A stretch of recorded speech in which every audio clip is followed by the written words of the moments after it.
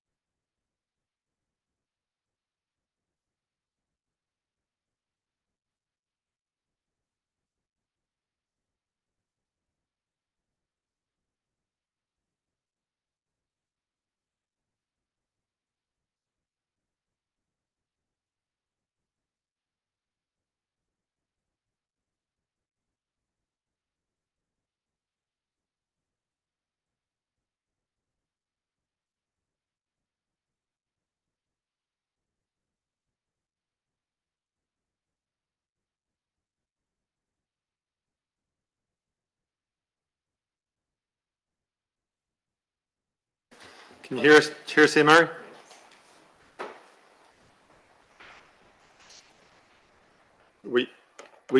Can you hear us, Murray?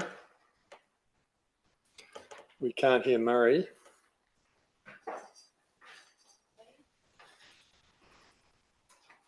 Sorry, Murray, we can't hear you. If you wouldn't mind us reciting the alphabet or something, so we can pick you up. You might have a technical issue. You've got anyone here from the technical? Yep. Sorry, people, we just got a slight technical issue. We'll start as soon as we've got hold of Murray. He's online. How about now? Can you hear me? Yeah. Yep. You can? Okay, great. You're coming through. Okay, great. Thank you. All right, welcome everyone to this representation review committee meeting for today. We'll start off with the karakia. Whakatakataho ki te uru, whakatakataho ki te tonga, kia ma kina ki uta, kia ma taratara ki toi. E hi aki ana ti atakura, he tio, he huka, he hohu, ti he mauri ora. Are there any apologies for today's meeting? I've got apologies from Councillor Epiha and Youth Representative Wills. Are there any other? In fact, I don't think there can be anyone else because that's the whole suite. So, there is any conflicts of interest that haven't been declared, and an item that should have been on the agenda but isn't there is any extraordinary or urgent business for today's meeting. I have one. Bruce. Want it now? What is it? What is the item of extraordinary business? You'll need to. Can you put your speaker on? No, you can just stay there, Bruce. You want to see it? I mean, that was moved at our community board last night, and they just want that put on to be discussed today.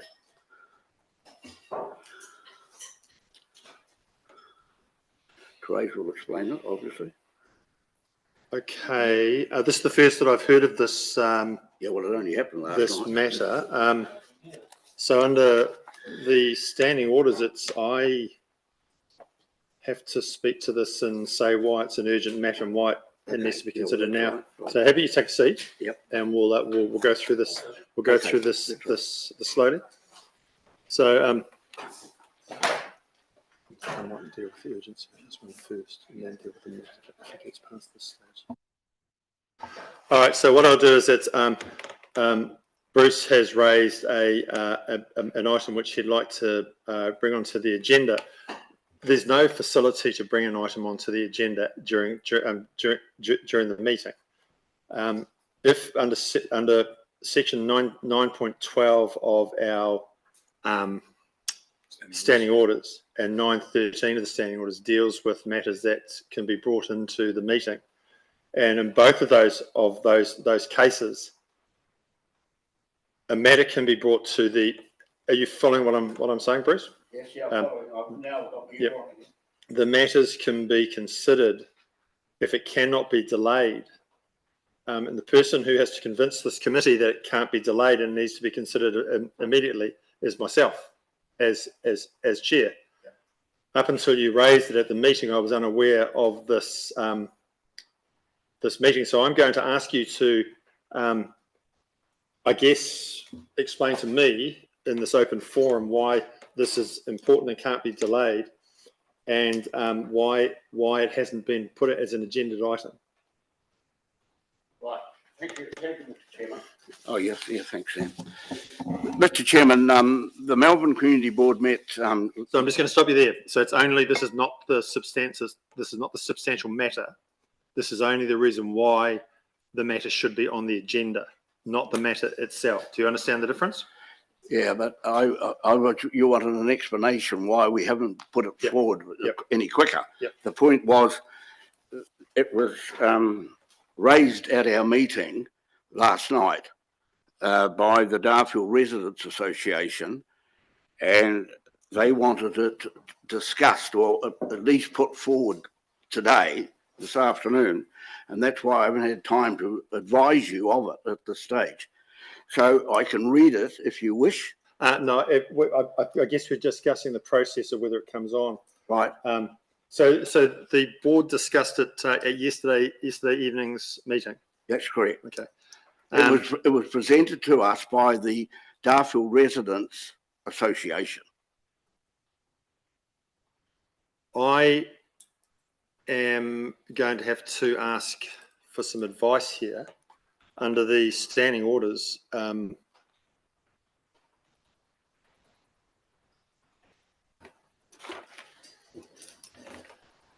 haven't seen what it is. excuse me. No, this is. How do you turn that off, Sam? Just the right hand button. That one there. Yep.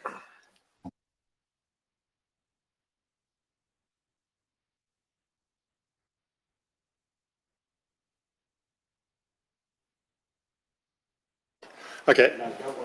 Thank you. Look, I've taken some advice, and I think probably as this is one of our final meetings before the goes back towards the council, and I having read what the item is before it goes before everyone else, I guess there is some urgency that it does get considered today, and so we can allow it to come on there. However, Section 9.13 talks about our inability to make a decision on it, and all that would happen is that if we could pass it on to another forum to actually make a decision. So can we we'll add the item on to the agenda as item number 7 after the report in relation to the Melbourne Community Board's request to have an agenda item added. Mr. Chair, Yeah. I want to just, having the benefit of sitting beside Bruce and seeing what has been requested to put forward, Bruce could raise it as an amendment to the first report as a recommendation, but without it needing to be a complete. It's not a separate matter from the representation review, so it is part of the discussion today, and he could raise that as a as a C or an A, depending on where it comes in the recommendation about the representation review report on preliminary consultation, as an outcome from that, rather than needing to have it as a separate matter. And that way, it could be if there's a seconder, it could then be part of the conversation during that matter, rather than trying to create a separate agenda item. I think that would be a more appropriate time to actually hear it, because if we've got to go through the entire report and then consider a motion such as that, then it would be pointless. Yeah. Okay. All right. Well, thank you. So what we'll do is that as part of the deliberation of the components in the report, you'll have an opportunity to raise that as a motion from as your representation from the Melbourne Community Board.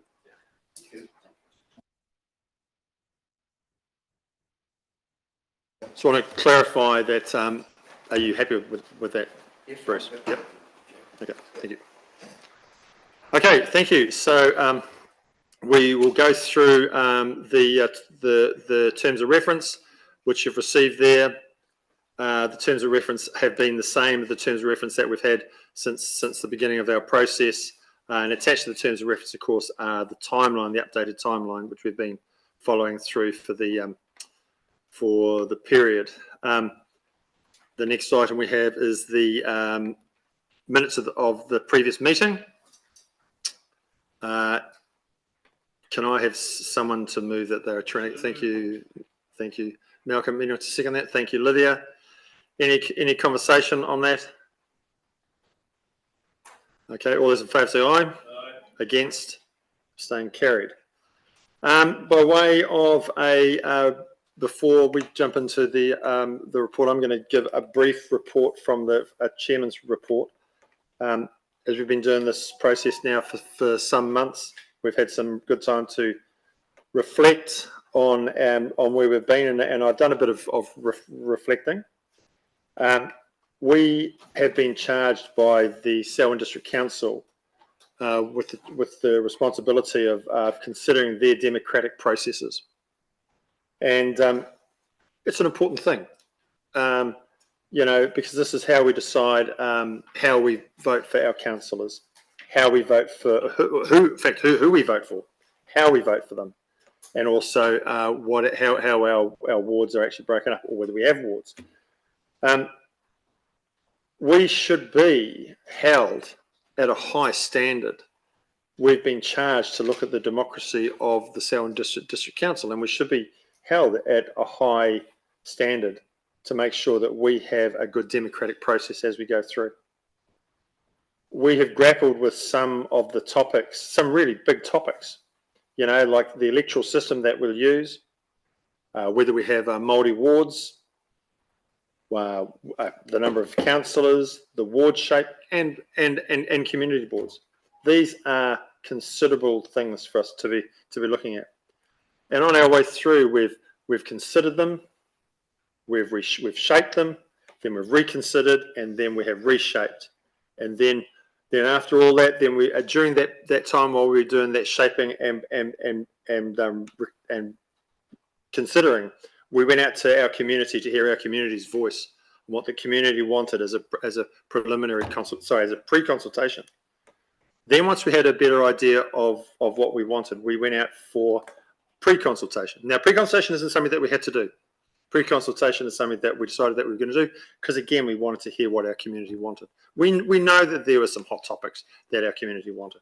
And as a democracy, we should embrace that because that is the community voice. I'm very proud of how we have managed here because sitting around this table, we've got community board, we've got youth, we've got councillors from all of the wards, and we've looked at Selwyn as a whole.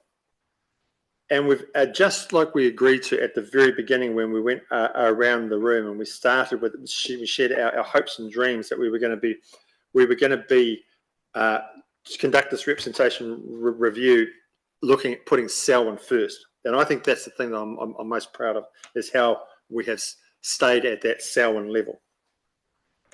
Selwyn deserves to have a truly, fairly developed representation for all of its community and all of its communities within there. We shouldn't be in a position where we have a balloon which is unusually filled, if you imagine, like where we have higher representations in some areas and lower areas where we try and do that things. And that's why it's been great to have the youth and the Melbourne Community Board involved in all parts of our decision-making processes. And that's where we find ourselves today. And that's where, as we go back into one of our final meetings before we make our final recommendation to council, that we can be proud of ourselves. Now, of course, I also remind us that this is not the end of the process for us. This, in fact, we're effectively mid-process because we've done our pre-consultation.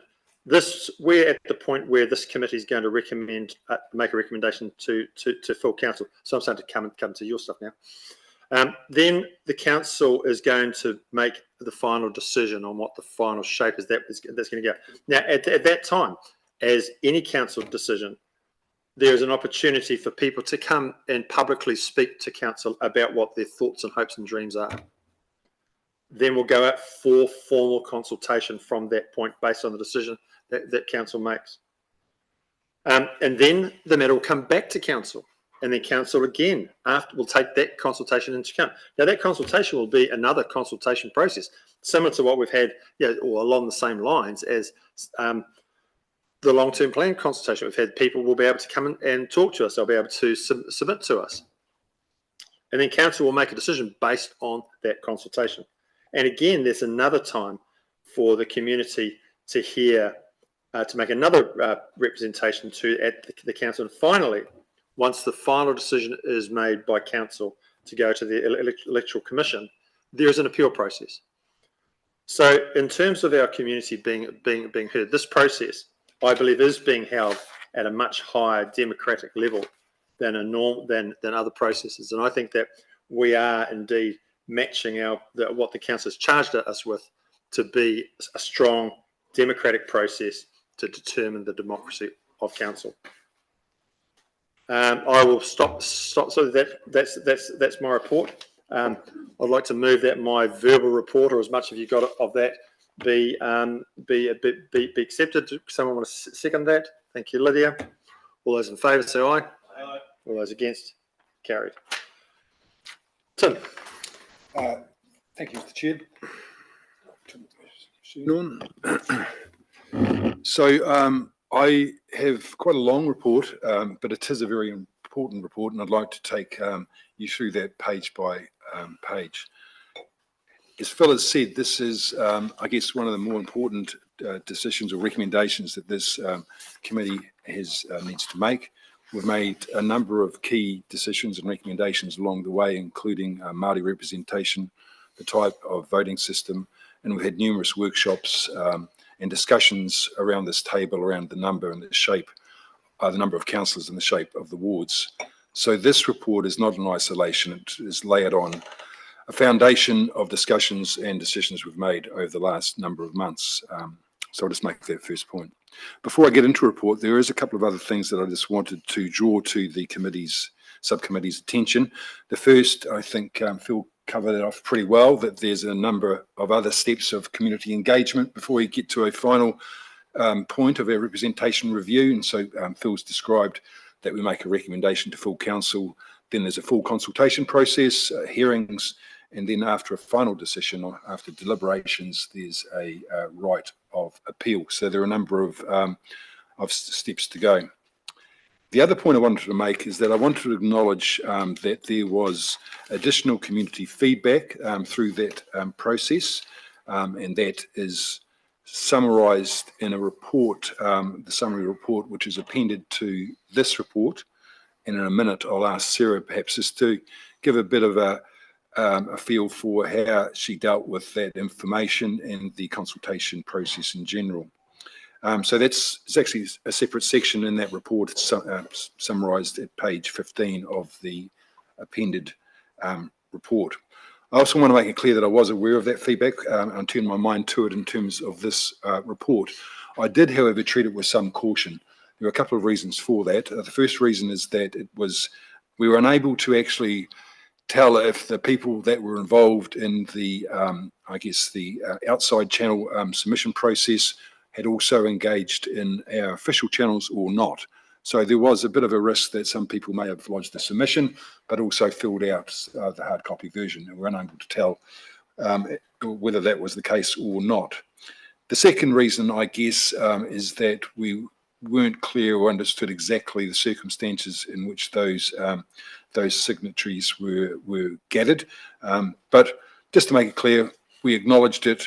It was included in the summary report, and I was certainly aware of it when I wrote my report. I guess the other point I just wanted to make is that this report doesn't purport to be a scientific statistical analysis of the submissions received.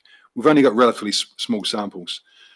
10,000 residents or so in Melbourne, with the council channels and even with the hard copy version that the Darfield Residents Association gained, that's only probably in the order of 500 people that engaged out of about 10,000 residents. Across the district, population, Sam, probably in the order of 90,000 odd people, and in all we probably had engagement of 300 or 400.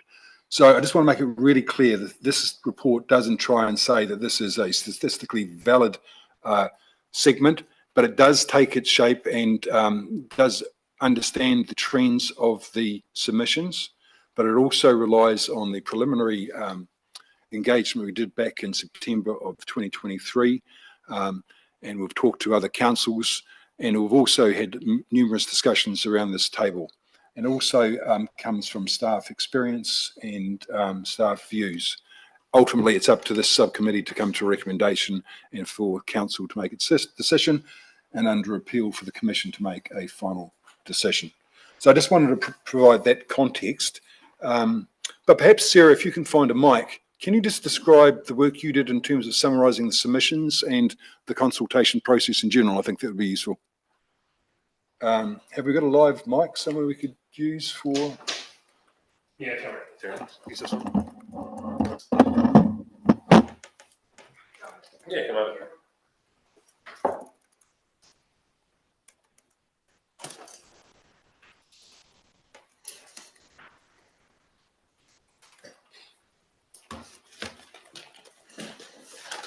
Awesome. Great. So preliminary consultation was undertaken between the 2nd of April and the 2nd of May this year, 2024. The main forum for providing feedback was on the Your Say Selwyn website, which is an engagement platform that we use for this type of consultation. And people were encouraged to visit this site through social media posts on the Selwyn District Council Facebook page, advertising in the council call section of the Selwyn Times, media statements and newspaper articles in the Selwyn Times, and then a presentation included within an LTP workshop at a Melbourne Community Board meeting at Darfield Library. Through this, we received 1,200 total visits to the page, with 229 submission responses recorded through the engagement platform.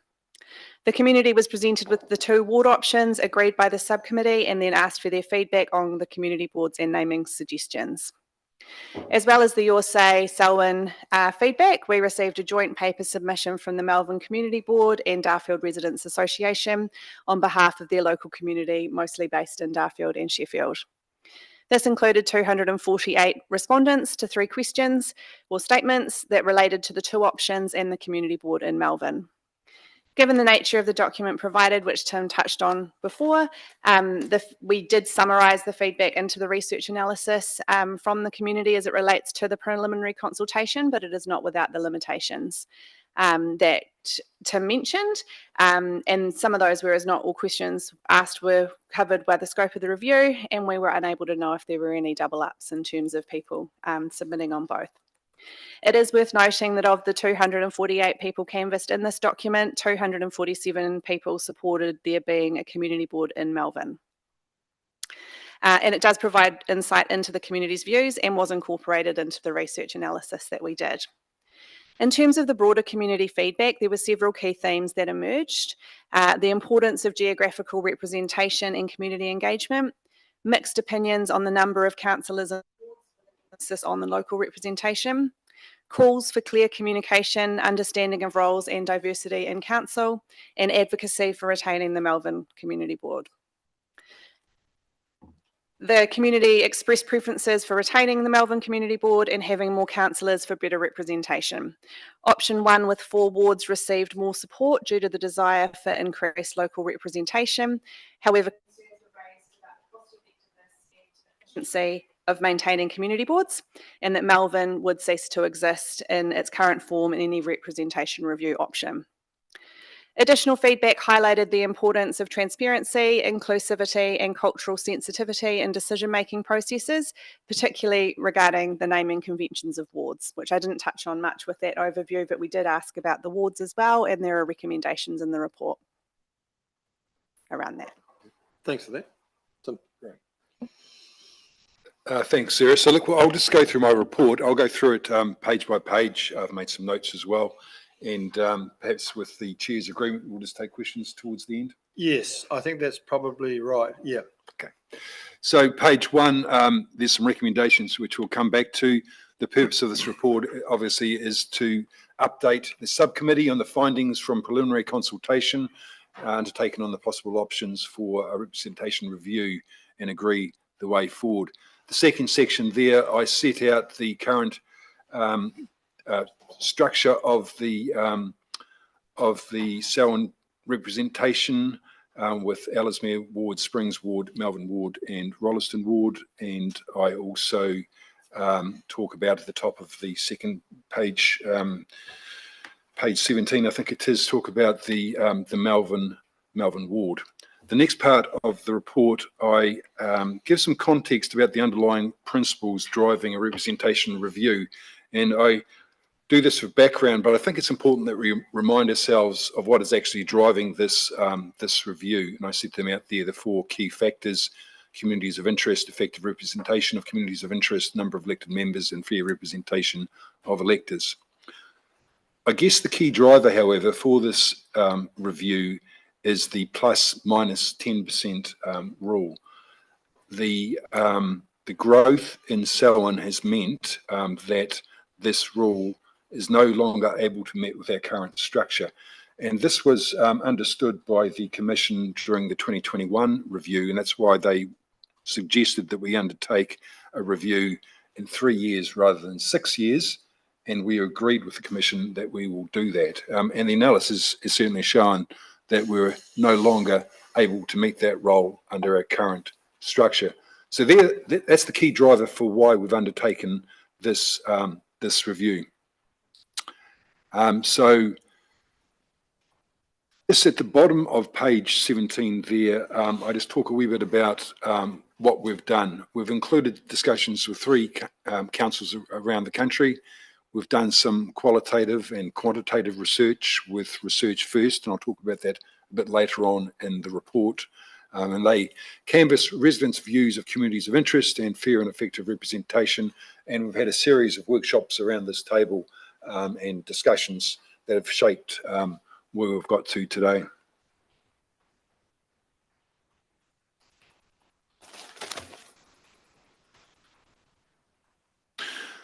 At the top of page 18, I just set out the statutory role of the community board, and I won't read those out. They're listed A to F, and then I set out that where the review, where a community board fits into in terms of a review. 2 key criteria to be considered when considering using a community board are whether the community board will have an area that's appropriate for the efficient and effective performance of its role, and whether the community contain a sufficiently distinct community of interest or sufficiently distinct communities of interest. The next part of the report, I start talking about the where I've got to in terms of the number of wards and the number of elected members. We undertook a series of workshops. I think we may have had up to 10 or 11 options at one stage on the table. We whittled those down to 4, and then on the 27th of February of this year, we slimmed those 4 options down to the 2 options that we have gone out for our preliminary consultation. Just want to remind the committee that the research done by Research First in September of 23, and this was a statistically valid piece of research in terms of how they undertook it with a solid methodology and numbers that were able to meet that statistical threshold. But that showed that over 70% of residents were dissatisfied or ambivalent with the current representation. There's a clear appetite for structural change, either by ward changes and the number of elected members. So there's a clear mandate to proceed with some change.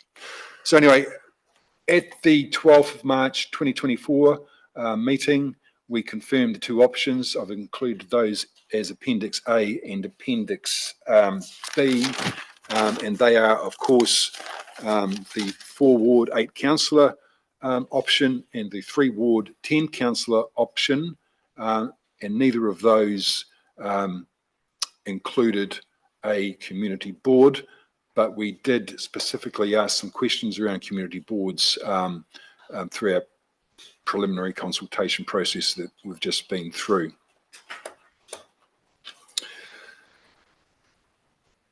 So, so Sarah's sort of talked a wee bit about the consultation process, so I won't go over that again. But we did receive through our channels 221 submissions. That represents over 100% increase from the 2021 review. And the results of those are shown on the top of page 20 of the agenda I'm looking at. And I won't go through those. You can just have a look at those. I'm sure you have, in terms of some of the interest that was shown through our consultation process. So the next part of the report, I start to drill into some of the findings of the submission process. Results of the consultation clearly support the 4 Ward 8 councillor option. There's a strong desire for the rural area of Selwyn to still be formed into 2 wards, the Ellesmere and the Melvin wards. Results of the pre-consultation indicated there was a 65% of respondents expressing an opinion favouring that option.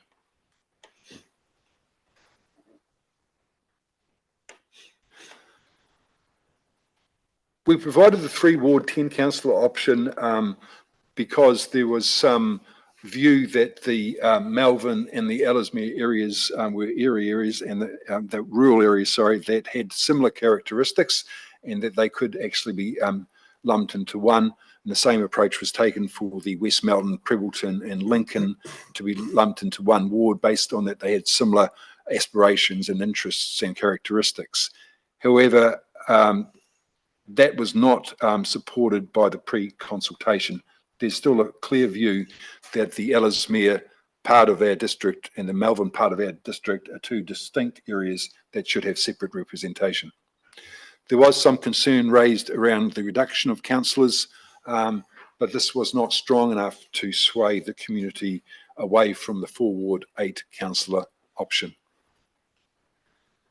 So in terms of the options, I list out some pros and cons of the 2 options, and I won't go through those. You can see those there. They're listed out. But again, the view from the information we received is clear favouritism of those 2 options between the 4 Ward 8 councillor option. The next part of my report, I turn to the community board. So currently we've only had 1 community board, the Melvin ward obviously, and I guess the use of community boards has traditionally been ways of capturing and ensuring local views are heard. And this has meant that community boards are broken into subdivisions so that the elected representatives could service the needs of the subdivision. Options. There has been a change, and I guess that change has accelerated post-COVID in terms of the way people communicate. Increasingly, technology has become a medium that people have used, and this has been borne out by our recent consultations, both in terms, not only in terms of this consultation, but also the long-term plan, where we actually focused our engagement through electronic channels, and in both cases we've increased our engagement by 100%. We've moved away from the traditional town hall meetings into a different range of channels that Sarah's talked about a couple of times already, and that appears to have been relatively successful. Well, actually I can say very successful. And so there's been a shift away from, I guess, what local actually means in terms of the ability of people to engage in different ways.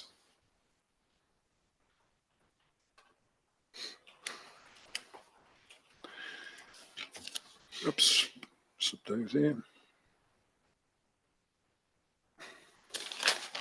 I just want to, top of page 23, I think this is important.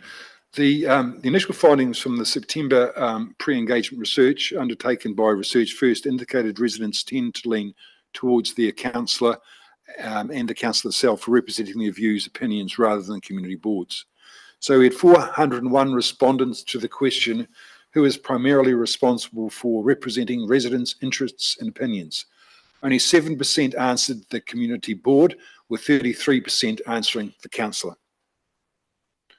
And when you further drilled into those numbers, the respondents into their respective wards, only 9% of Melbourne respondents, where there was a community board, considered the community board as being the primarily responsible for representing the issues and opinions. So what I'm pointing to is a bit of a shift in terms of how local people, I guess, link to the council, and it's a shift away from strictly physical local representation to a more diverse ways of engaging with council. So this pre-engagement research clearly indicated there was not a strong desire for a community board, and that the views of the community further sought through this pre-consultation process. So just jumping into that, so during the 2021 representation, 60% of respondents answered yes or no, favoured retaining community board. That's jumped up a wee bit during this process. Just come to my notes.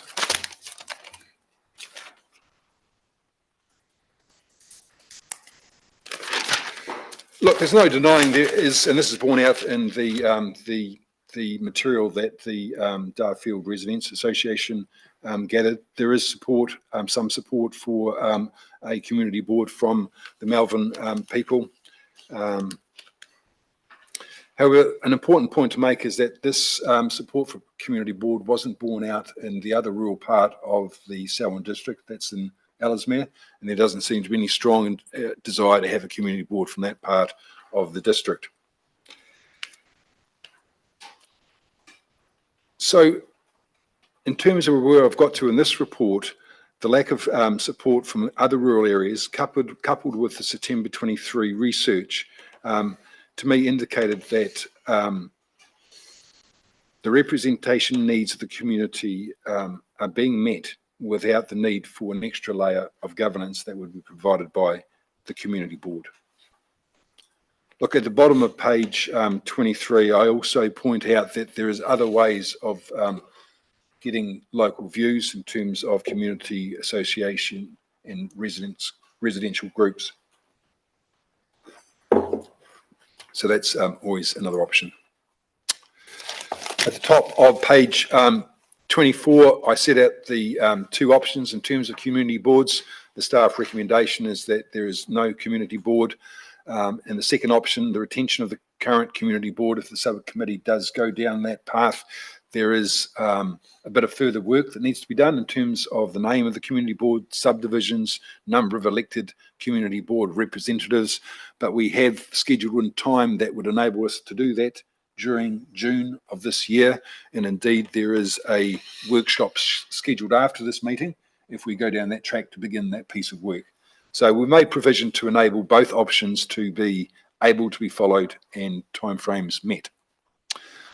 The next part of my report, I discuss ward names. So you will recall that we came to a view that we would go to the community through the pre-consultation to get some suggestions about what ward names could be. We got, I think it's in here, 27 ideas, which was quite pleasing in terms of the number of responses. There was quite a range and diverse views put forward. They included a mix of Māori names and English names, a bilingual approach.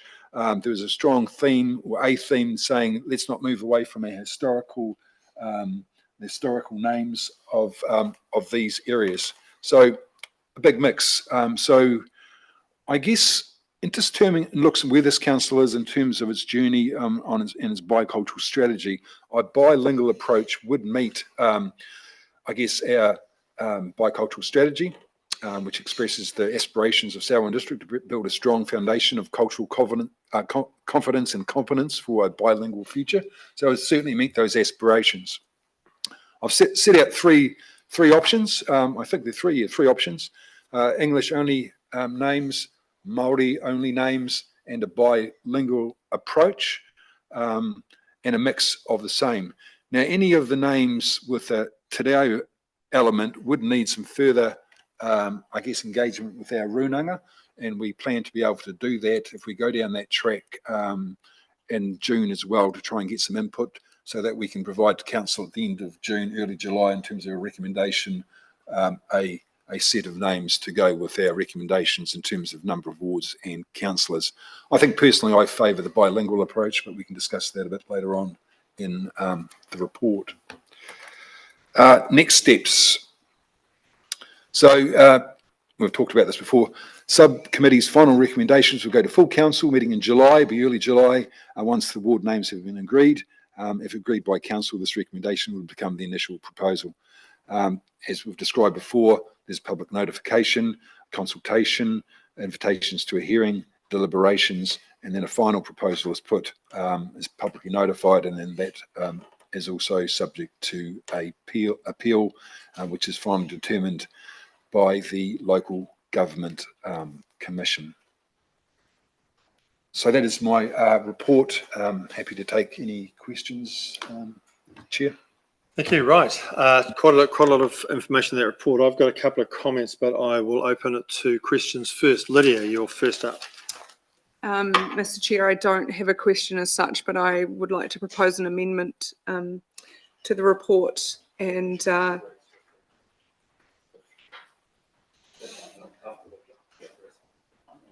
would like to propose an amendment to the report, and that being to consider in option 3.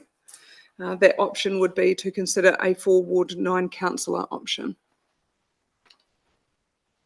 Okay, so the motion is on the table that, so I'll just make sure I got this right, Lydia. What page are you, this is contained on page 21 and 22. So we have option 1, which is 4 wards, 8 councillors. Correct. And option 2, which is 3 wards, 10 councillors. And you're proposing a Option 3. Okay. Is there we'll need some more information in there. Each of those options has got a do you want to flesh that out just a wee bit more, and just in terms of what the motion is? You'll see in those motions there, if it just says 4 ward, 10 councillors, 9 councillors.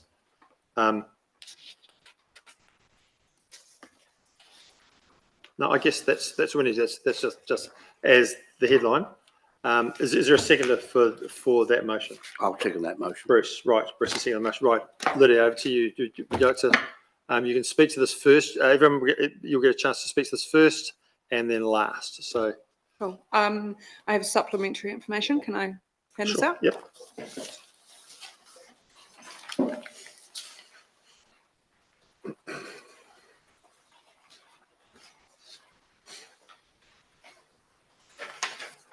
I've got one. You haven't changed that, have you? Oh, yes. I don't have Murray's email. Well, to Tim, and Tim could share email it tomorrow. So Oh, yes. yeah.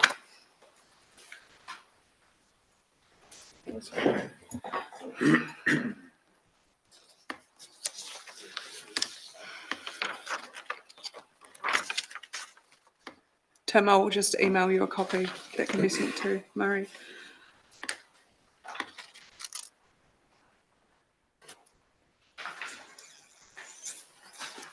Murray, are you able to accept emails where you are? Yes, I can. I've just gone and got my phone, so I can pick them up. Thank you. Do you want to flip the email over to me? Actually, send it to me. Send it to Therese, and she can send it off to Murray. It's already with Tim.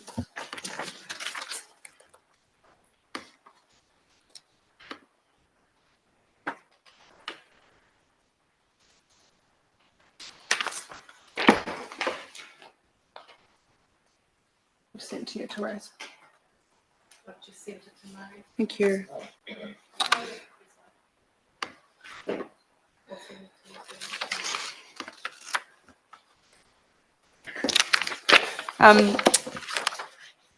This was all stemmed out of I guess, been in touch with our community over the long-term plan process and representation review, along with public engagements around some of our localised issues and Anzac Day. And over the past month, I've had quite a lot of engagement with my community. And Mr. Chair, you urged us through this to look at this as a district as a whole, but my community is giving me some different information that I feel I need to share. And so I guess the first question is, what is fair, equitable and effective? And I think about 3 councillors for a 20 kilometre square area and 1 councillor for 5,000 kilometres squared. The 2 Melbourne ward councillors travelled on average 20,000 kilometres in 12 months. Is this fair and equitable compared to our other wards' serviceable area? The main reason for less councillors is effective decision making and increased remuneration. Can 1 councillor make or be equitable in making effective decisions for 14 communities in the Melbourne ward? The Local Government Commission does not use remuneration as a deciding factor as stated in the report, and this factor should be excluded from our reasoning. This role is an act of public service. No one should be in this role for money. This is about service to your community. It is well known and received that fair and effective representation is the 4-ward system, with 65% of respondents preferring this option, particularly our rural wards. However, having 1 councillor to service 5,000 square kilometres leads one to think that a ward may not have fair and equitable representation, as alluded to in the feedback from the preliminary consultation comments. By decreasing to 1 councillor, it makes it an unappealing role, especially for people with young families. The demand from rural ward to attend meetings in the evening would create an unbalanced life, and this unbalanced workload would increase substantially with the loss of a councillor and 5 community board members for the Melbourne ward as proposed, making equitable representation a challenge and imposing barriers on people to stand for election. Taking in the consideration of access, distance, lack of technology, and 14 communities for 1 councillor to represent, the Melbourne ward sees that it is being let down and will not be represented fairly. How do you build meaningful relationships without face-to-face contact? Not all business can be conducted via Zoom, and that is not our way. If we consider Melbourne ward growth predictions and the unique geography of alpine, rural and semi-urban within the 5,000 square kilometres, and take into account the information gathered from the preliminary consultation, I believe that a 4-ward 9 councillor option would mitigate the concerns of this representation review. Option 3 would meet the best of both current options, considering the preliminary engagement information, retaining a 4-ward structure as preferred options, and addressing concerns around fair and effective representation in a vast rural ward. You will see in the options here, above the option 3 proposal, there is an area coloured green that does currently belong to Ellesmere. I've had engagement with a lot of people in that area, and they associate themselves with Melbourne. Their children attend school in Melbourne. Their children attend high school in Melbourne, and I think that that should be taken into consideration. More recently, I've helped people around the Aylesbury area with a quarry submission. And upon that, I asked them to call their Ellesmere ward councillor, and they said they have nothing to do with Ellesmere and no association, so did not want to speak with them. That is my reasoning behind a 4-ward 9 councillor option. Okay, thank you, Lydia. Now, before we go and ask questions around the table, I'm going to Tim, can you add some flavour into this, and then after that, Murray, I'm going to flick to you. If you hopefully have had a chance to have a bit of a quick read of it, to just get some flavour as to what that means, so we can consider it in its entirety. Yeah, So I was going to get Murray to speak actually in terms of what it meant and the extra work we'd need to do, but I'll just make a couple of comments. We've been through this process over the last number of months. We've discussed various options around this table, and we came to a view as a subcommittee, and we've been out through preliminary conversation. With respect, I just think this isn't great process in terms of trying to introduce another option right now that hasn't been through any sort of process. Timeframes are such they're going out for some preliminary consultation. At this point, for another option is going to be, if not impossible, it's going to be very tough to meet. There's going to be extra work needed in terms of the mesh blocks and how it's going to work. So, and then there's the obvious issue that, and I don't know how that plus minus 10% rule might work. Murray might have a better idea on that, but it's certainly bringing this in this process. All I can say is that it's not an ideal process in terms of where we've got to as a group. But Murray, are you able just to provide some, in your view, you've done most of the work in terms of the mesh blocks and understanding some of that work that needs to be done, and you've got a good handle on timeframes and what needs to happen and by when. Can you give a bit of an overview for the subcommittee about the implications of bringing another option at this stage? Yes, I can, thank you. Certainly, I mean, we would need to go back and relook at the plus or minus 10% with that change that's been suggested there. That would probably, we've got to come back to another meeting of this committee, and we've got our timeframes we need to work to as well for when the agendas are set out. So I'd expect that if we were to relook at this and bring this back to you, we'd be talking probably another 2.5 to 3 weeks before we're back here, presuming that everyone was available for another meeting to discuss this further. This would push our timeframes significantly, as we do need to be finished with a recommendation to council at the end of July. We used to be able to go to the end of August, but legislation brought that back 1 month. So it's doable, but it gets very, very tight to be able to do that. Just another comment here too, just noting the plus or minus 10% rule. I certainly agree that the Commission has at times moved outside that plus or minus 10%. When you read their determinations in some detail, which I've done, ECAN, for example, which is mentioned here, most regional councils are outside the plus or minus 10%, simply because they work on the council boundaries rather than the mesh blocks, which we have the ability to do as a council. So that tends to push them into that regime. The other side of it too is that normally when the Commission says you're outside the plus or minus 10%, it's because you've got something unique that relates to you. And it's finding that uniqueness that would mean that, for example, Melbourne may be outside the plus or minus 10%.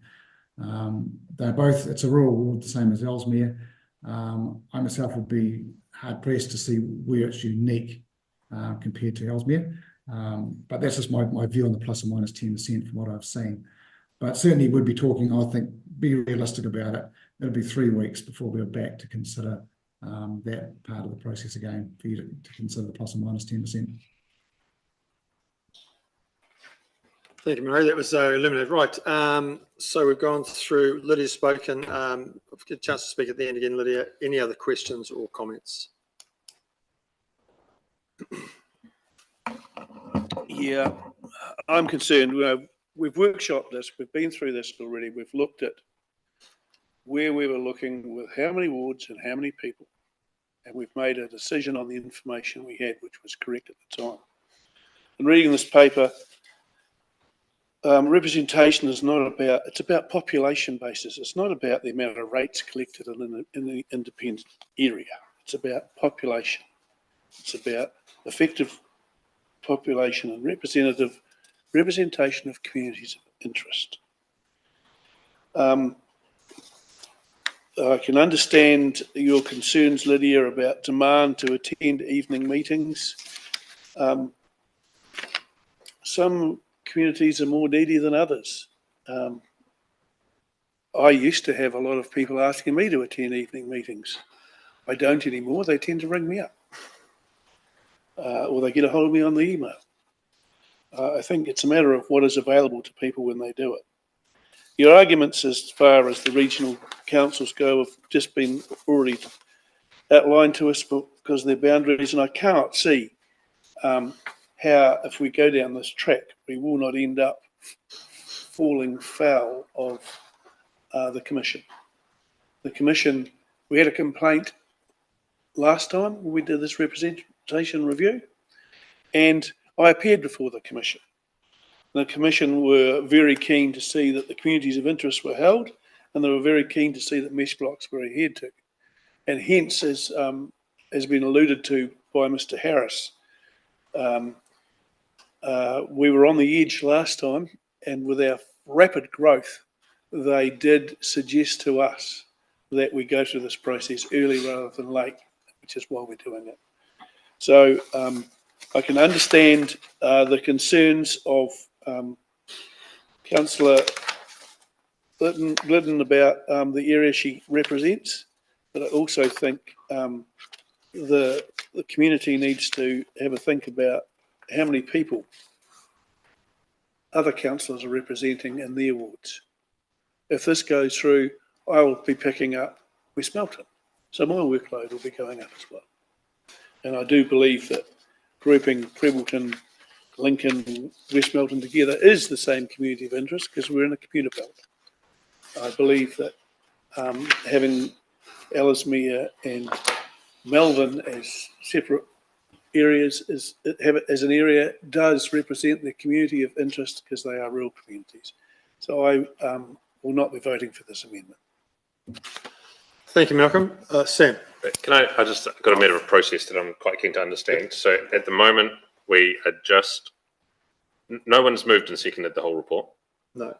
So there's no amendment to be that's a good point. put. And I'm just wondering if we had done that and then this is an amendment, is this just an amendment to B, which is around the recommendation B? So the rest still stand. Cool. I just want to get in my head what we're actually discussing here. And then because we started the meeting with a concern raised from Bruce around another notice for amendment that he's got, I guess that will then be taken after we've debated Lydia's piece, just so that it gets caught up in this as well. Okay. Would it be prudent to let this matter lie momentarily, get our order right in terms of the motion for the whole report before we can have the amendment? I mean, you can choose how you do it, but Lydia and Bruce could also just move the whole thing with an option C that they've got, and when we vote and discuss on it, we'll then decide whether or not B is what Lydia has put forward or one of the other pieces. It would be tighter if we had a mover and seconder for the report, probably as it is. And as you've raised an amendment to it, and that might be clearer. Well, if I could expedite the process, I'll move the recommendation so that would allow amendments to take place. The whole report? The whole report. Okay. Is there a seconder for the whole report? Okay, Sam. So have you got that? Yep, okay. Could I just have some clarification here? If we move and seconded the report, does that mean I've got quite a number of questions to ask concerning the report, particularly in relation to the community board figures, etc.? And they'll get the opportunity to go through that once we've dealt with, first of all, Lydia's amendment, whether we have the amendment in there before we vote on the whole report. Then you've also got a matter that you want to have considered first, and then we'll consider the whole report as a whole, at which point you'll get the opportunity to ask all the questions. Right. Okay. So anything? I have some questions or some comments as the representative for the central area. Point of order, perhaps you need to let the amendments be I made. think the amendment has been made. Just get things back in the right order, you mean? Yeah. Okay. You're going to move the amendment and second the amendment? Yes. Okay, so we've done that, right. Now, we're back in the right order? Yeah, and now we're talking to the amendment, right? Now we're talking. Yeah, right. Okay, so you've spoken to the amendment, you've introduced the amendment. Thank you a lot. Now, right, my comments on the amendment are that it is against the process that we've been running. We've all been involved around the table here, making decisions in workshops. We've had outside advice coming in.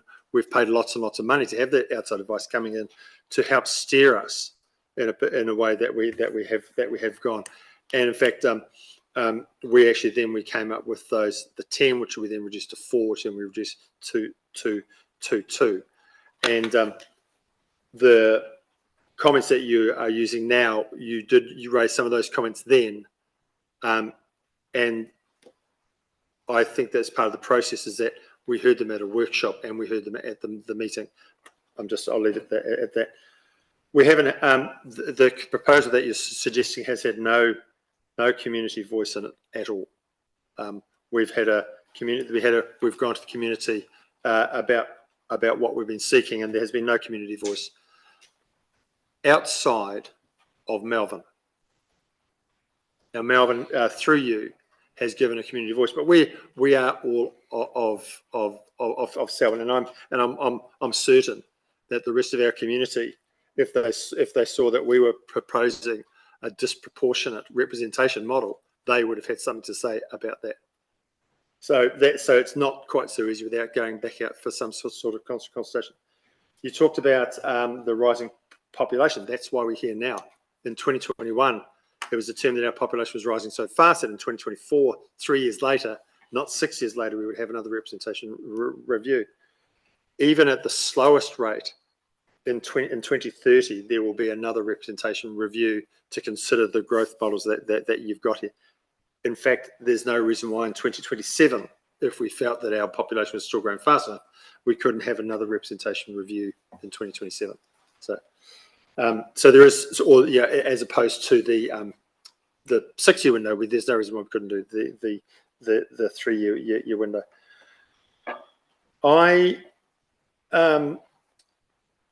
With this the demands on this group have been considerable, and we've made democratic decisions based on the demands that we've heard at the time.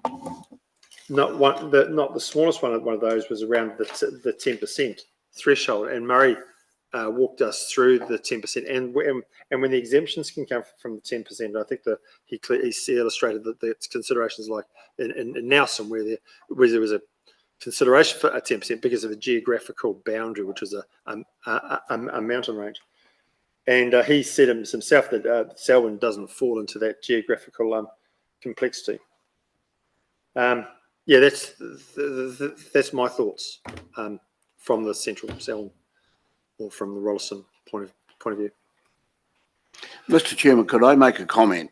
You can do anything. I support Lydia's motion for the concept, but I do agree, even if this was agreed to by this committee to go further forward, I still believe that a community board is imperative. Well, we're going to. I know what you're going to say, shortly, but then you made a comment that there was very little interest in community boards outside Melbourne. I disagree with that. I haven't made that comment at all. But you, Tim. Oh, I beg your pardon. But I disagree with that in the report. Sorry, hang on. We've just had a point of order. This is about the amendment, not the community board. Yeah, that's true. Yes, That's so I'll make a rule. Yes, that's right. Do you have a comment on the amendment that we're considering at the moment? Oh no. Well, I strongly support the motion. I do, because I believe, quite frankly, the area of Melbourne is absolutely considerable. Even the 2 councillors that we have currently here, they are very committed to it. You drop it back to 1 councillor, or if we choose one of the other options, we mightn't even get a councillor. So I support the motion. Okay, thank you. Sam. Yeah, I mean, as a previous Melbourne ward councillor, I like the thinking behind trying to have more representation for Melbourne. It's a massive area. It's a long way to go to Arthur's Pass or Castle Hill or Springfield, Windwhistle and Lake Coleridge, and depending on where you live, travelling the other way to West Melton and to Aylesbury and those places as well. So I just congratulate Councillor Glidden for bringing up this, because I think that representation and the perception about that representation does matter. I don't think that the arguments around how much people pay and their rates is part of this process. So this is about people electing the people that will represent them. And it is also not really about what happens after you're elected, because after you're elected, you become a councillor for Selwyn District, and the workload and the separation of duties amongst councillors is a matter that should be determined by the council at the time. And if it's unfair the way that things are or will be under a proposed model, particularly with fewer councillors around, I think there needs to be a discussion about a different way of sharing responsibilities, where at the moment, if we have an issue that is across Selwyn, often there can be a councillor from each ward wants to be a part of that conversation. If you've only got one councillor from Melbourne and one councillor from Ellesmere, if proposal one is put through, then that actually becomes a very difficult thing for the councillor from Melbourne and councillor from Ellesmere to be on everything. So I think there is a workload conversation that needs to be had if option one is taken, and that's for a future council to discuss. And option two, I think some of the things you've raised, Lydia, have been discussed by us, and that's kind of why we went with the combined Ellesmere Melbourne geography, because we recognise that actually it is a big area and there does need to be a rural voice in council, because that's a key part of our community. I think the Ellesmere area, looking at the map, adds maybe a quarter, maybe a third of size, but option two would triple the amount of representation that that rural community would receive. So if we wanted to think about the rural representation and the numbers of people sitting here, then option two provides that, and I think there's been discussion leading to those two options being put forward. So good on you for putting this forward. I think that's good representation for your area, but I think there's other ways to get around it, and I've obviously moved option one and think that's where we should go. Okay, thanks, Sam. I'll get back to that. Your thoughts on that option two and one again later. We're talking about the amendment now. So does anyone else want to talk about the amendment at this point? Then I'll pass back to Lydia as the final speaker about the amendment. Now, just to clarify, the amendment is that we have an option three added to our decision-making process, and that the option three be that 4 Ward 9 councillor. 4 Ward 9 councillor. Yep. Lydia, over to you. And I mean, I get what you're talking about, and the rates thing here on the first page of this information I've given you wasn't to determine some basis. It was to really allude you to the fact of how disproportionate some people feel. And when we're talking about disproportionate rates takes, and that we've actually, we're looking at how we actually address our rating model. And so it was really to allude to that. It wasn't to say that is exactly why. It was really just to paint a picture, the whole first page on this, with the growth demands. We didn't consider this option in our workshop. And, that's where I feel like we've really missed something. There's an expectation from our rural wards to do business face-to-face. We work quite differently, and I respect that. If we take into account our community voice, I look at the report that we've been given for today, and I feel that the 4 Ward 9 councillor option takes into consideration all of the concerns that have been raised. And Phil, you're talking about timeframes of the next rep reviews. Well, but this is about now, and what we do now, not in 3 years or 6 years. Our current round of consultation was for preliminary feedback, and it was serving as a starting point for our discussions and not the formal consultation. Our preliminary consultation was optional, and the time is now to consider this other option. And I'm aware that, yes, we might be outside the legislation, but I don't have the mesh block data, and I appreciate that it is short notice and that it is unachievable for me to expect that Murray would have that. And I guess it's also well known to you that I felt that this process is backwards, the whole thing. And I've voiced that the whole way along, and we all know that this needs to change. And I actually see it as our role to challenge this. And I guess at the end of the day, I believe we've missed an option, and it's not too late to change course.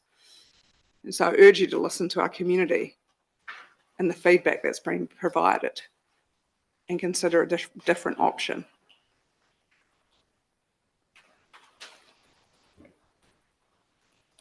Finished? Sorry, Yep. I just want to give you the time you want. Yep. That'll be me.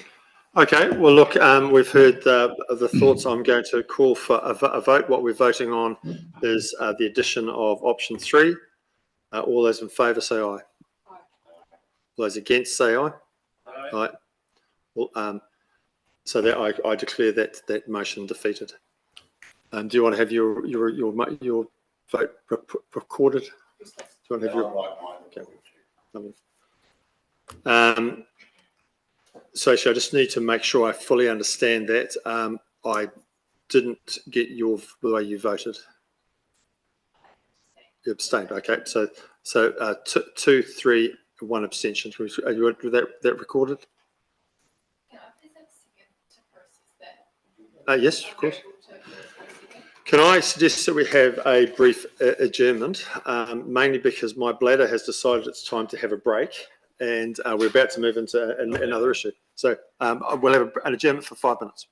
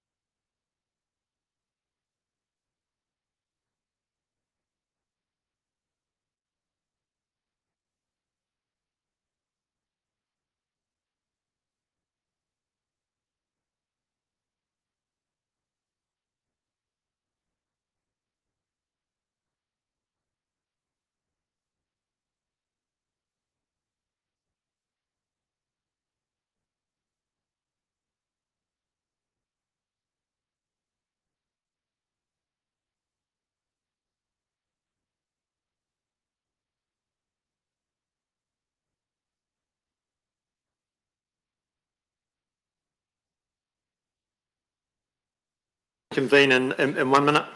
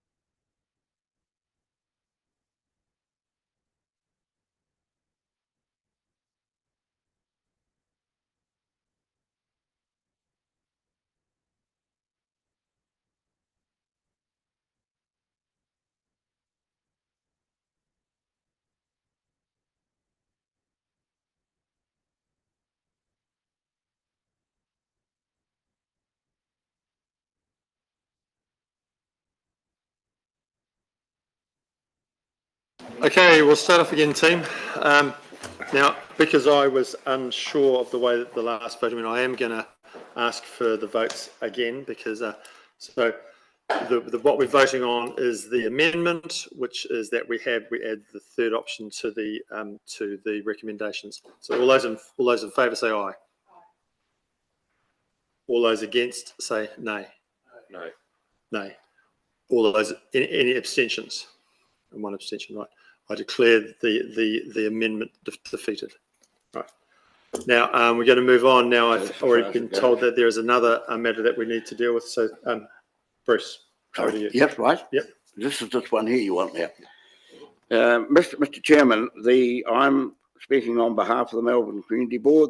The motion is that the Melbourne Community Board, on behalf of the Darfield Residents Association, requests council to cease the representation review. So this is an amendment saying to give us an option, overarching option, to say we either consider a motion that we've already got substantive on the table or not. So you're saying we stop doing what we're doing.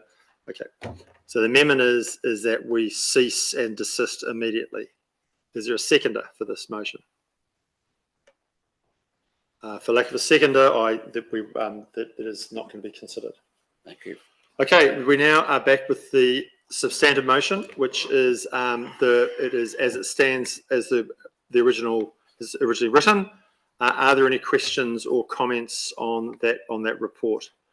Now the motion is that we support staff recommendations. Is that we have have I got this right? That we go for option 1. Yeah, 4 wards, 8 councillors. And that we do not. Can you just quickly clarify what the motion is? So the recommendations, report A recommends to the council, and this is the key one, recommends to the council that there be 4 wards and 8 councillors as per Appendix A. So 1 ward, 1 councillor for the rural wards each, Ellesmere and Melbourne as they're called today, and then 3 for the other 2. Yeah, that's right. So, and then the second parts of that are that C on there is that we agree to recommend to council not to include community boards, and D is that the nomination is preferred options for names and wards. Now we've had an overarching motion for all 4 of those. I will open it up for consultation. Lydia. Are we taking these all together or individually? We can take them individually. Yep. I think that would be best. Yep. Good. Sorry, I'm a bit behind now. What's that? We have moved them all together. The mover and second, happy to have them considered individually and be moved and seconded for each of them individually. Thank you. Yes. Sorry, what was that?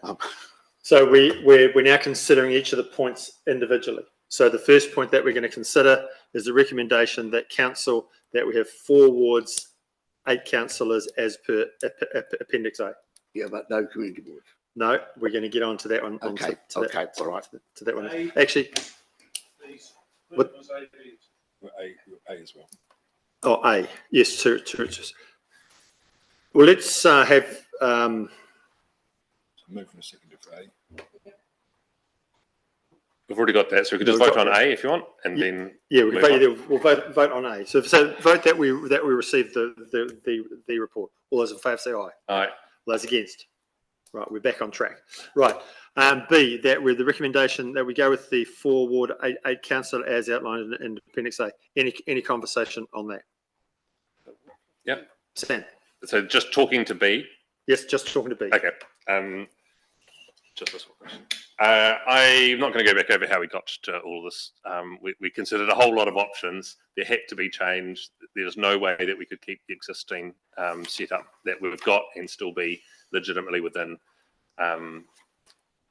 legislation.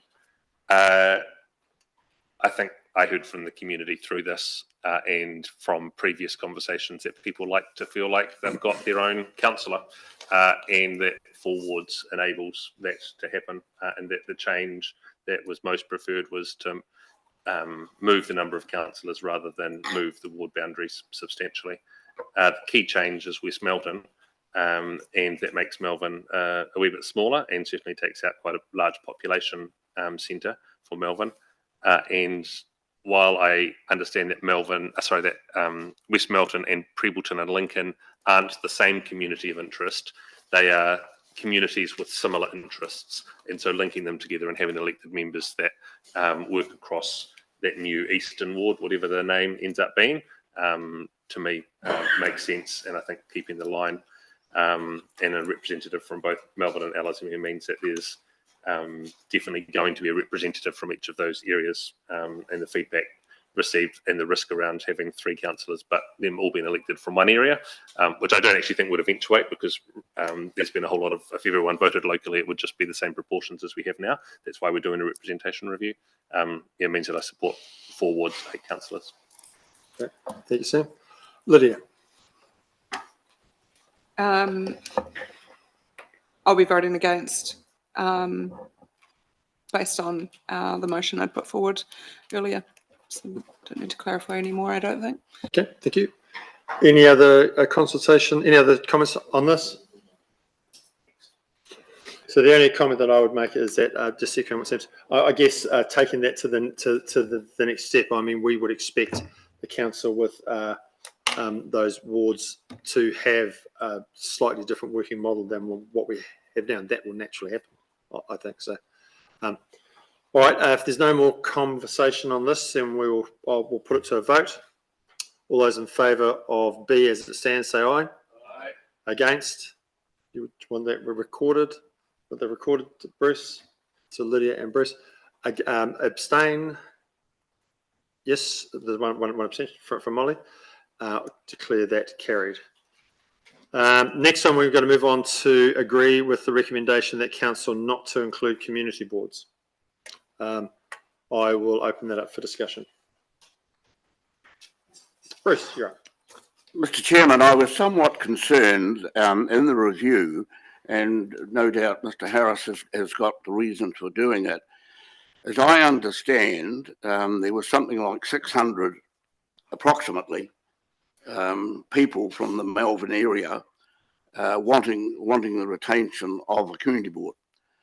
When this was presented, it was signed for, but as I understand, and perhaps I missed what the young lady was telling me, just when it is going to be accepted, I find that in the report there's only stated there's 290 odd, approximately.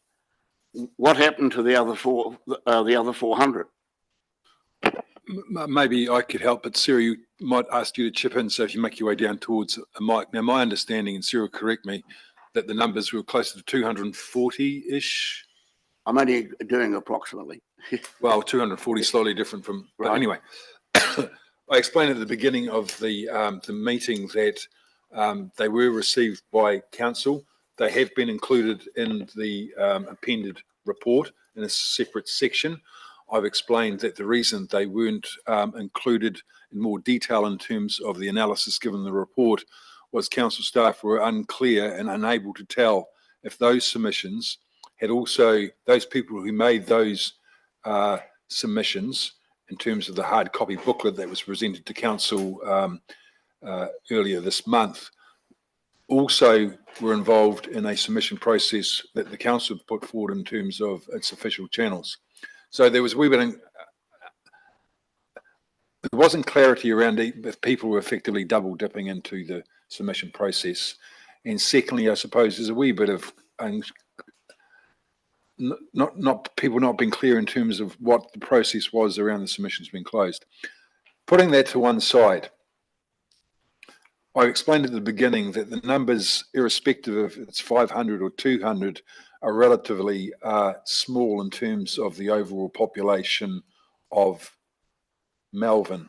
Melbourne has approximately a population of 10,000, and this report then isn't a numbers game, a pure numbers game. It doesn't purport to be a scientific statistical analysis of the numbers given and then a recommendation based on those numbers. There's a number of drivers for the recommendations, including the decisions made around this table, the preliminary engagement we did in September of earlier this year, the discussions we've had with other councillors, and the discussions around this table, and also staff views. So I'm just saying that it's not purely a numbers game. there was a wee bit of uncertainty around the numbers. Does that provide you? And Sarah, have you got any other comments along those? No. So does that help at all, Bruce? Well, it does and it doesn't, because you've made it quite clear as far as the community boards are concerned. What I'm asking is then, of the population, both working on the same principle, of the 1,500 submissions that you got in from the whole of the Selwyn district, in proportion, how many of those came from Melbourne? I'll have to defer to my consultation partner. So just to clarify, the 1,500, is that referring to the LTP consultation submissions? Yeah. Okay, cool. I don't have that information to hand. I'm unsure, Tim, if you have that, we'd have to go away and get that for you. So we're talking about the long-term plan process now? Mm. No, sorry. Yeah. Yeah, well, I mean, you're comparing the community board submissions as part of your report, and you say it's a minimal percentage compared with population. When you look at the LTP response, which you got 1,500 over the whole of the Selwyn district, what percentage came from Melbourne?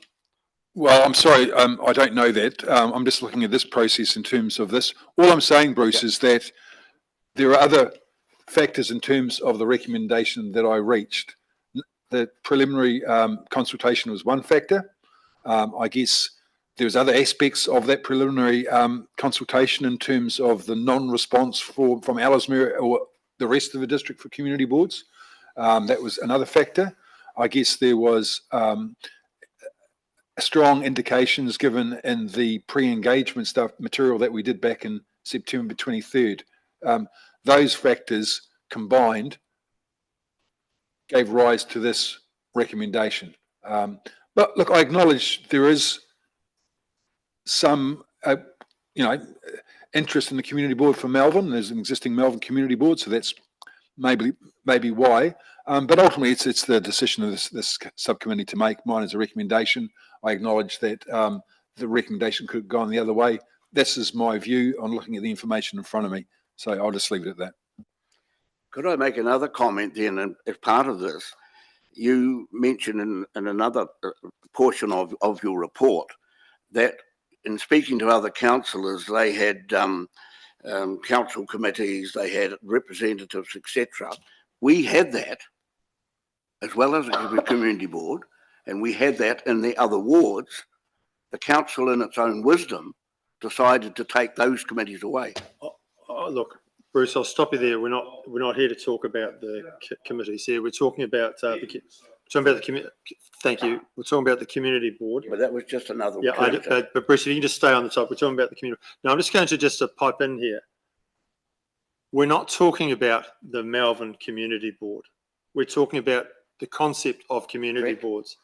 Right the way through this process, I have read this all the time. We are not talking about the Melbourne Community Board and its existence. We are talking about whether our district wants community boards. Now, it's hard not to talk about the Melbourne Community Board because it is the only community board we had, and because of the sheer volume of feedback that we have had about the Melbourne Community Board. But and before I'm going to pass back to you in a minute, Bruce. My questions are: what feedback did we get from the rest of the community about community boards? I guess that's a question, Tim. No, you can answer that in a minute. Now I'll leave it at that. Bruce, I've interrupted you because I want to give you all the time that you have. But it's about community boards, not just the Melbourne community boards. You've put it. You've got the floor.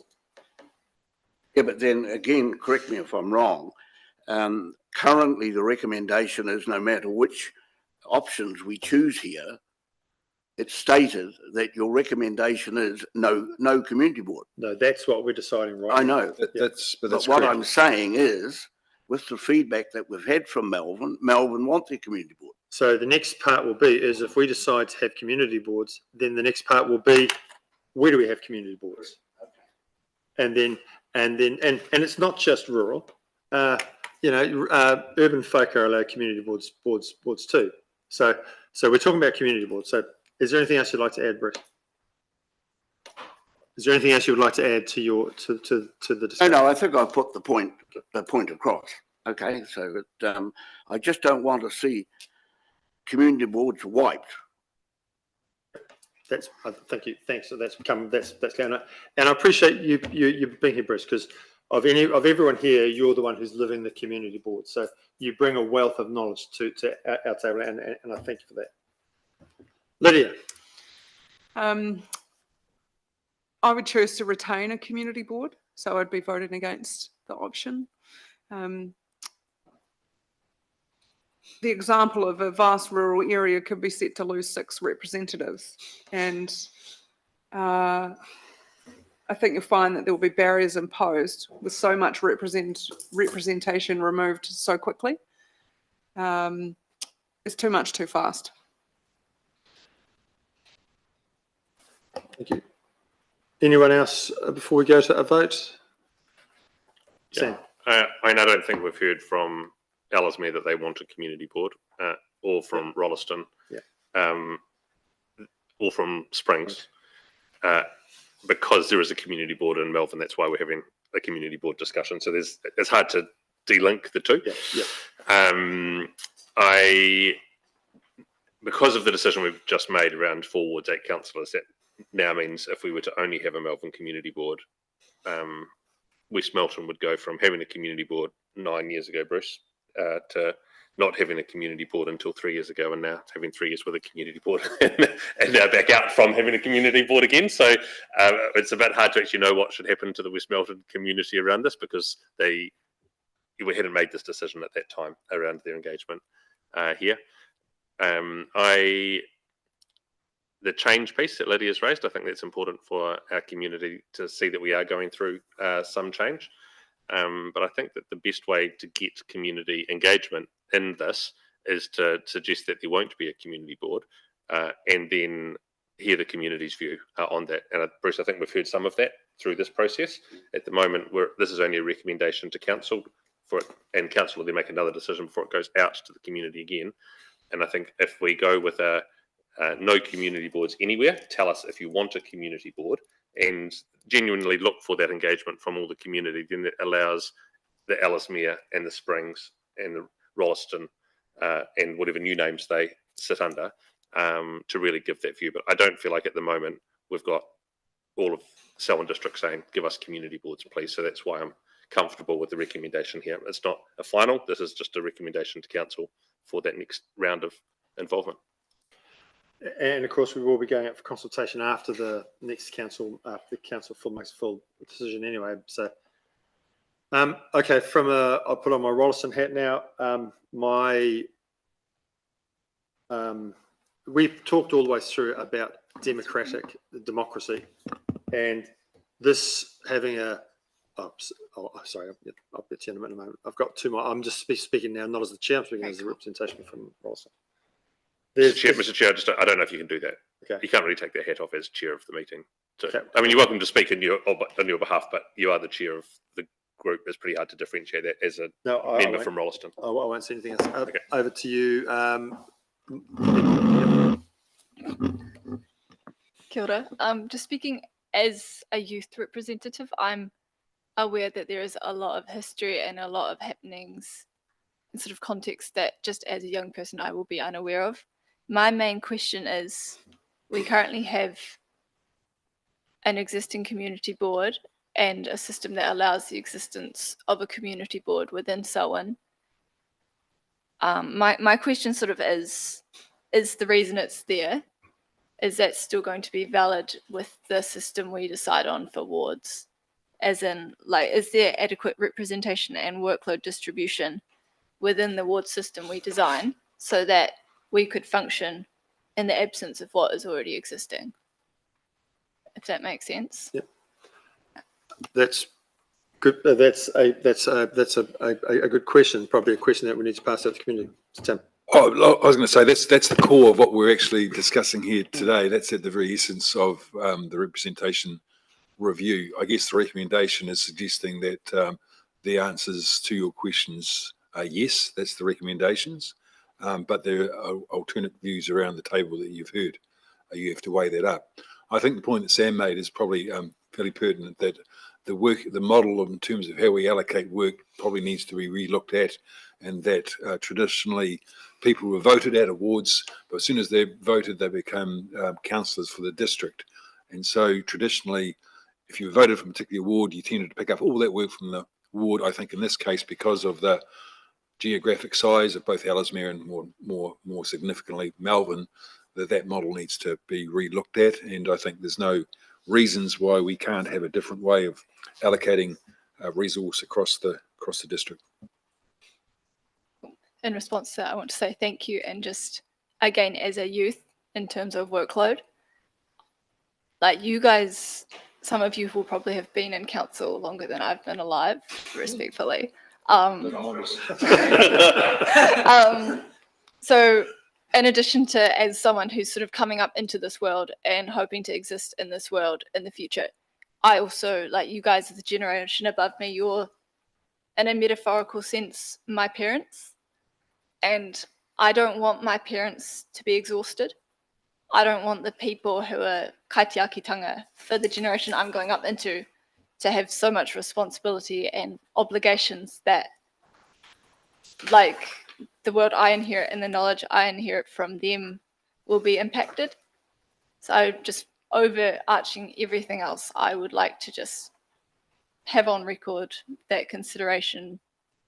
Okay. Thank you. The old man in the corner. I could be a granddad. I've mentioned around this table before, the Springs Ellesmere Community Board voted to disestablish itself. It wasn't done by the council. I tried to re-establish it in 1996. It failed miserably. People didn't want it. The Selwyn Central Community Board voted for its own disestablishment. It wasn't a decision of council. That's all I have to say. Okay. Thank you for that, Malcolm. Right. Any more comments on this? We're going to put that to the vote then. So what we're putting to vote is item C as it appears on the screen there, that we agree with the recommendation that council not to include community boards. All those in favour say aye. Aye. Aye. All those against? No. Any abstentions? So I didn't quite catch how you voted. Aye. Right, thank you, sir.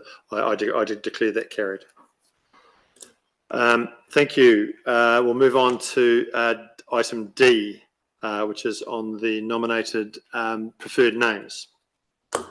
And the recommendations in that are, Tim, over to you. Well, there's three options. Sorry, my computer's just died. There's three options that I put forward towards the bottom of the paper. That's a die at the wrong time. So let's look at the resolution, sorry.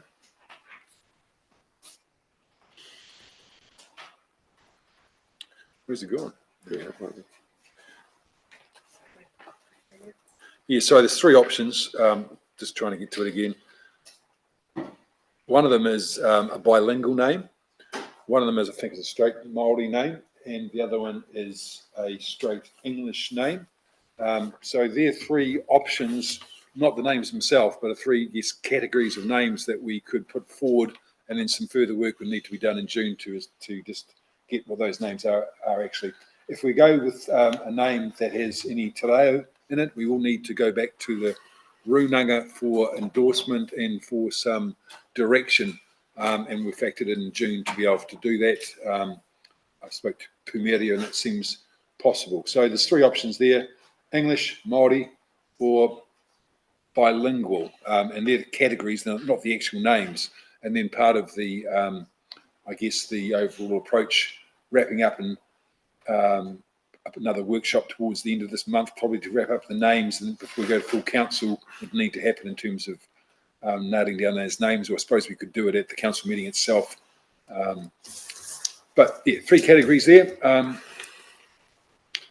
Okay, thank you. And I didn't put a recommendation here, but my recommendation would be for a bilingual approach. I think that, and it's, I say in the report, that's reasonably common around the country. Stewart Island and a number of other places that are named there have got a bilingual name. We do it with Te Waihoa and Ellesmere already. It's creeping into the way we describe locations and concepts as well. So I think it's, and I also say in my report that it's consistent with our bilingual strategy and the approach that we've taken to these issues across council. Okay, we'll open up for conversation. Malcolm. I'd like to move that D, that we nominate a bilingual option for consultation. Do a seconder for that. Thank you, Molly. Second that. Right, open for conversation. Thank you. I just think we're unnecessarily complicating it, and we should just have local names for these places, because some names are Te Reo right across Selwyn already. Tawera is the name of one of the subdivisions of the community board. It doesn't need an English translation to that. It's just been Tawera the whole time. Places like Hororata, Taitapu, Te Reo names that are just their local names. So I feel like we're unnecessarily going down a route that is splitting based on language. And it might be that some names that we might choose do need both English and Te Reo, and we should talk to the Runanga about that. So fully comfortable about the bilingual approach, but I would just suggest that we want to give the guidance that there should be local names. We're not trying to come up with brand new things for this. And I think the feedback that we've received through this process showed that most of those were about things that are already here rather than dreaming up something brand new into this. So happy to support the bilingual piece, but really just think it needs to be about maintaining some local identity. Thanks, Sam. Right. Okay. Molly. Reason I seconded the bilingual was because I recognise Selwyn already has a mix of languages in our place names, and because I was looking over the report and I noted a lot of the feedback that asked specifically for English only names referred to it as the historic names, which sort of caught my attention, as if we're going back slightly further than European colonisation, Māori names would have been the true historic in this context. So my seconding is in support of having a mix of English and Māori names in our Selwyn district. Thank you. That's well said. Any more conversation on that? We'll put it to the vote that we, the motion is that we adopt in terms of names, it's the bilingual. I think that what Sam said, we'll just go with it. All those in favour say aye. Aye. All those against? Carried. That is the business of the meeting today. We can close off with a karakia. Don't need this for. Unihia, tapo, kia watia, ai, kua watia. Thank you, everybody. Good meeting. There's some food and some tea and coffee here if anyone wants to help themselves.